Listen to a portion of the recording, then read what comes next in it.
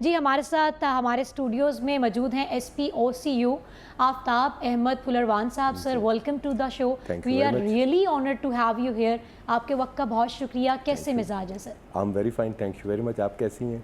अल्हम्दुलिल्लाह sir. Sir police और आवाम के दरमियान ये जो दूरियां हैं ये कैसे बढ़ती चली जा रही हैं, इसको कैसे ख़त्म किया जाए? पुलिस आवाम दूरियों के पीछे एक हिस्टोरिकल बैकग्राउंड है।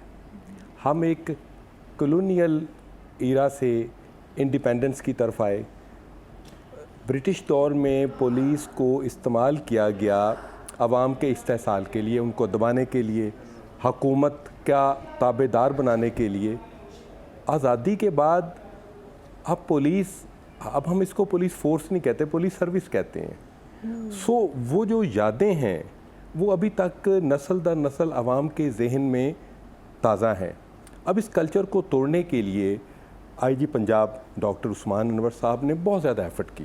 सबसे पहले उन्होंने थाने का जो बोसीदा निज़ाम था उसको तब्दील किया। बेशक सर, इसमें कोई शक नहीं। अब आप जाते हैं तो आपको एनवायरनमेंट इतना अच्छा मिलता है कि आपको लगता ही नहीं आप केस लेकर आ रहे हैं। आप एक किसी मोज़ज़ जगह पे हैं बिल्कुल, जहाँ पे टूटे बेंचों और पंखा चल ना रहा हो तो वो पब्लिक का इंप्रेशन ख़राब होता है। अब उन्होंने पुलिस स्टेशन को आपके घर के ड्राइंग रूम जैसा बनाया ताकि आप वहाँ जाके कंफर्टेबल फील करें।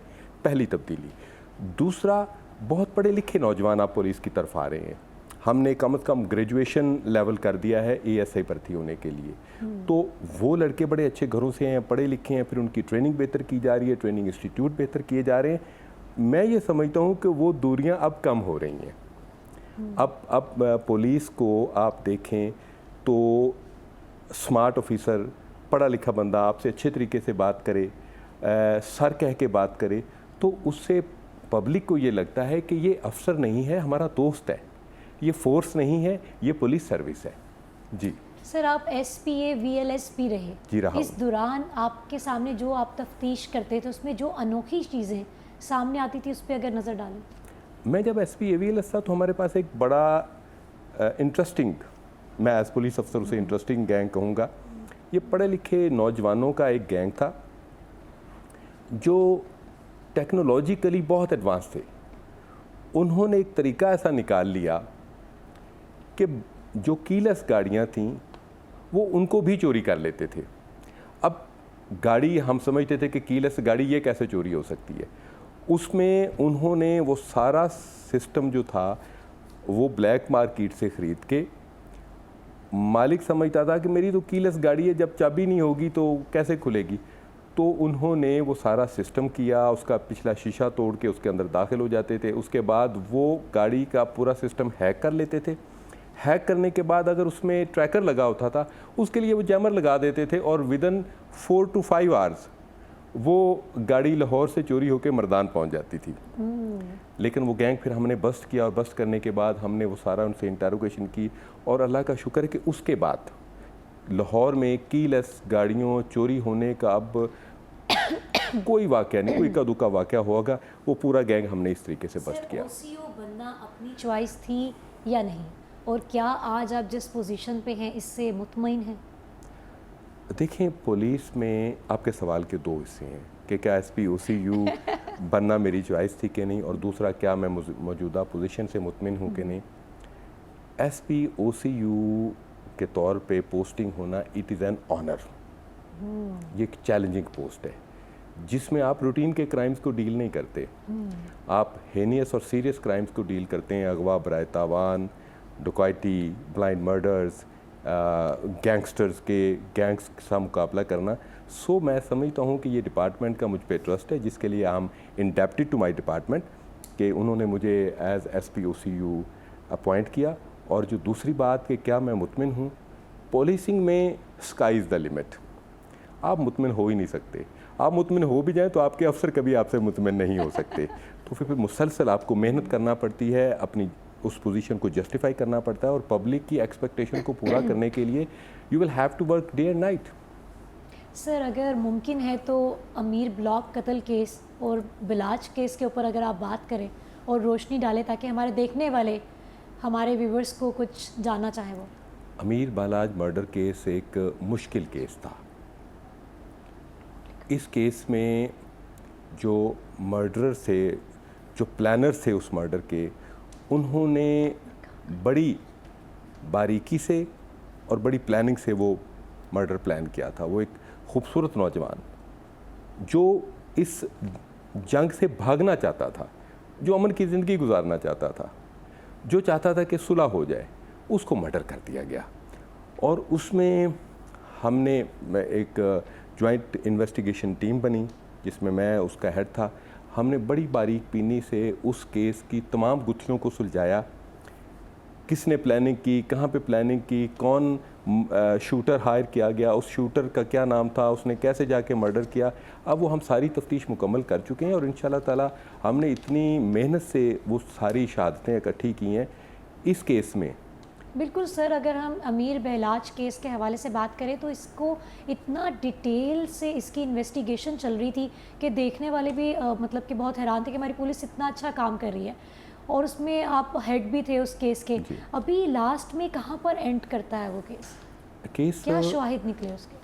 उसमें टीफी भट्ट ने वो मर्डर प्लान किया और जिसकी वजह से हम अब उसका रेड वारंट ले रहे हैं। उसमें जो मुजफ्फर शाह मर्डरर था वो मौके पे मारा गया, और दूसरा मर्डरर जो शूटर साथ आया था हारून, वो हमने गिरफ़्तार कर लिया, उससे वेपन भी बरामद कर लिए। जिन्होंने प्लान किया मलिक सुहेल और रासन शाह, वो भी गिरफ़्तार हैं। सो ये हमारी तफ्तीश परफेक्टली मुकम्मल हो चुकी है और इंशाल्लाह ताला हम प्रोसिक्यूशन के साथ मिलके इसमें जो मुलज़म हैं, जो इस कत्ल के कसूरवार हैं, उनकी सज़ाओं को इंश्योर करेंगे इंशाल्लाह ताला। इंश्योर करेंगे इंशाल्लाह सर। इट्स वेरी नेसेसरी कि जो सज़ाएं हैं उनको इंश्योर किया जाए।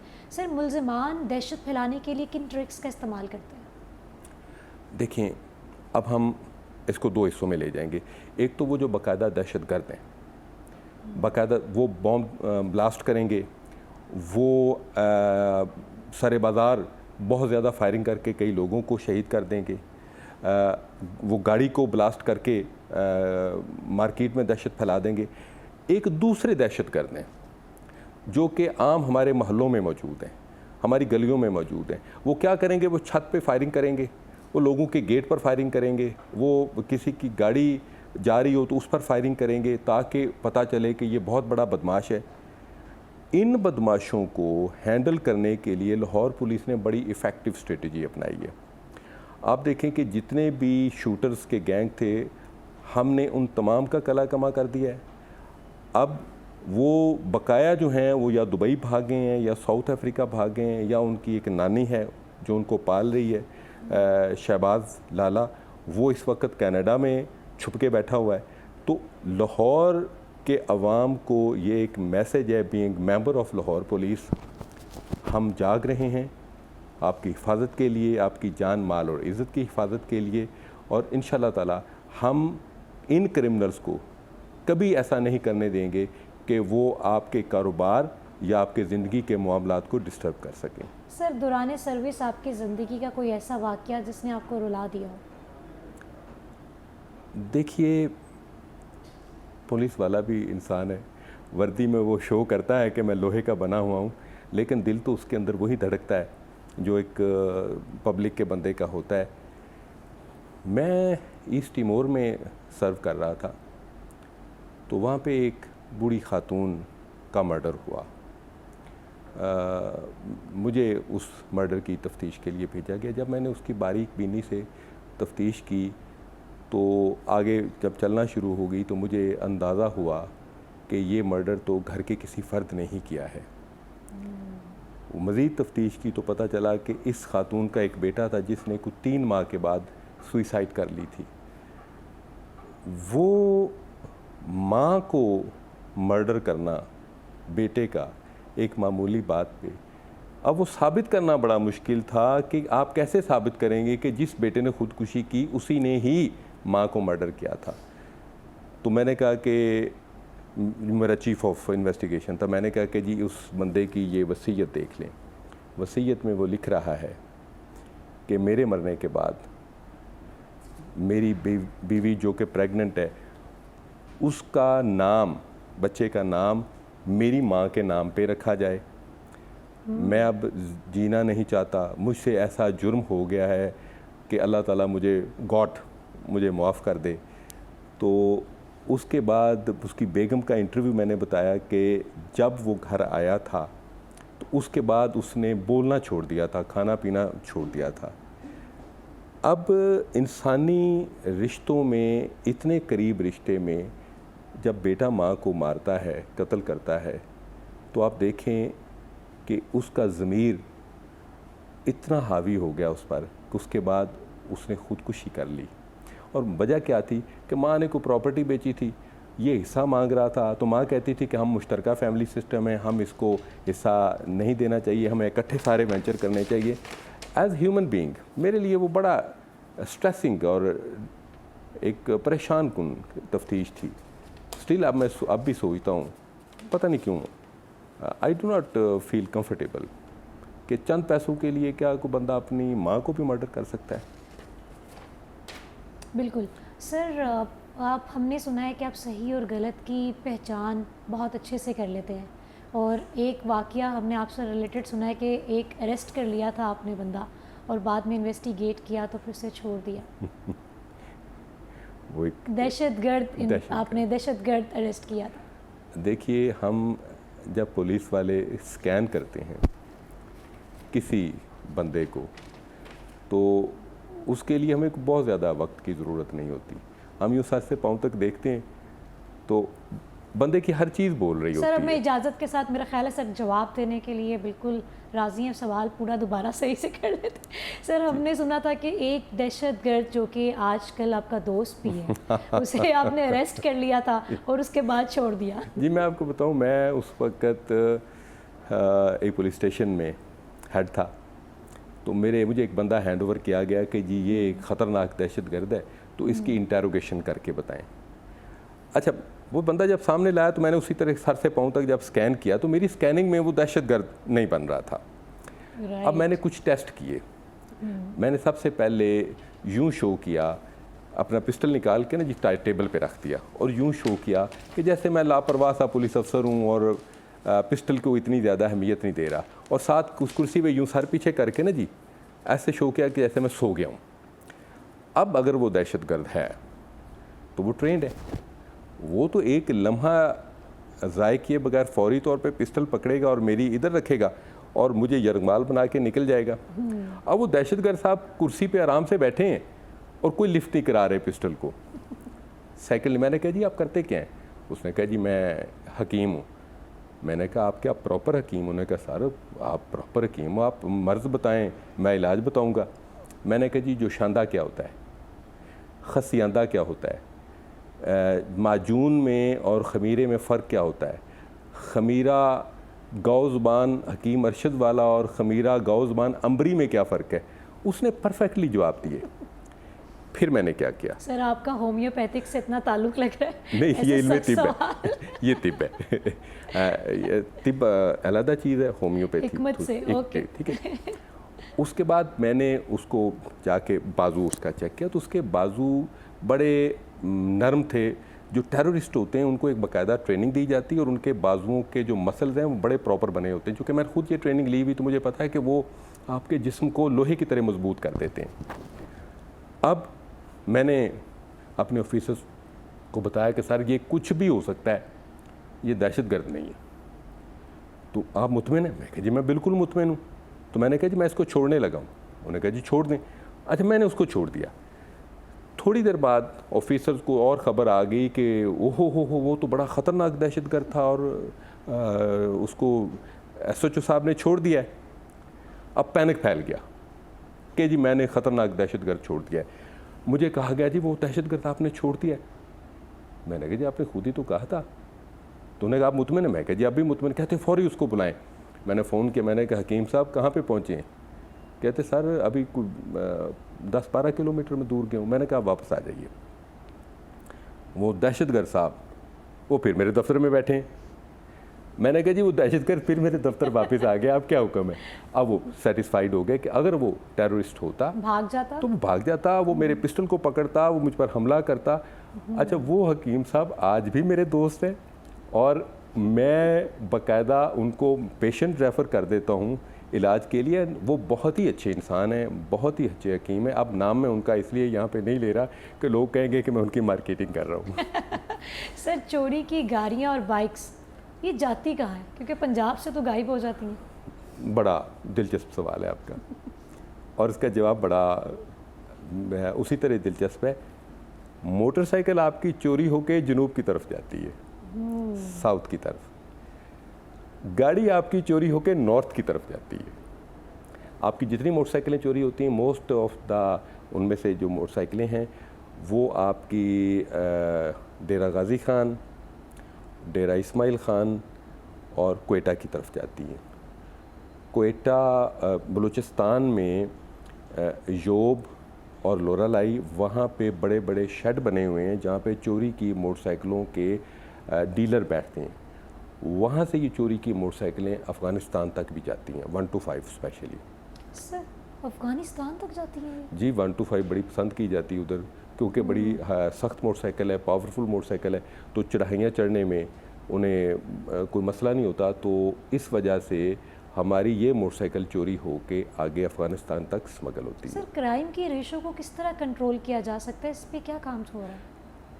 देखिए, मैं क्राइम कंट्रोल करने में एक बात कहूँगा कि क्राइम कंट्रोल करना सिर्फ पुलिस की ज़िम्मेदारी नहीं है। ये जितनी पुलिस की ज़िम्मेदारी है उतनी ही पब्लिक की भी ज़िम्मेदारी है।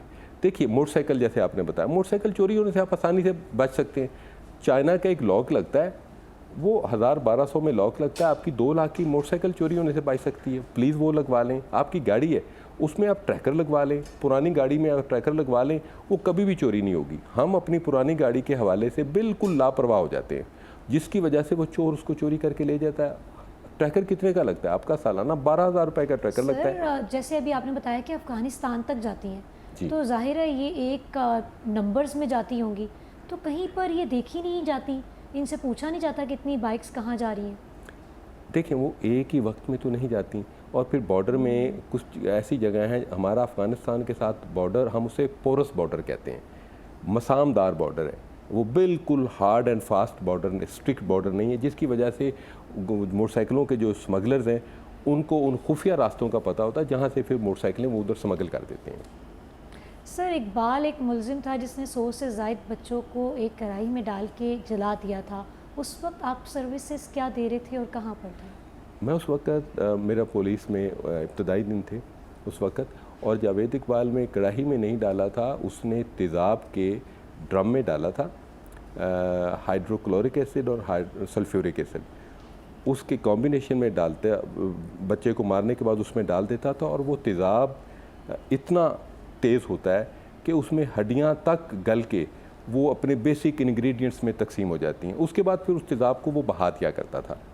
वो हमारे शहीद पुलिस अफसर हैं, DSP आशिक मारत, शहीद हो गए थे, तो उन्होंने उस केस को ट्रेस किया था, फिर उन्होंने प्रोसिक्यूट करके उसको बड़ी कामयाबी से सज़ा की तरफ ले गए थे, लेकिन जावेद इकबाल ने जेल में ही वो मर गया था।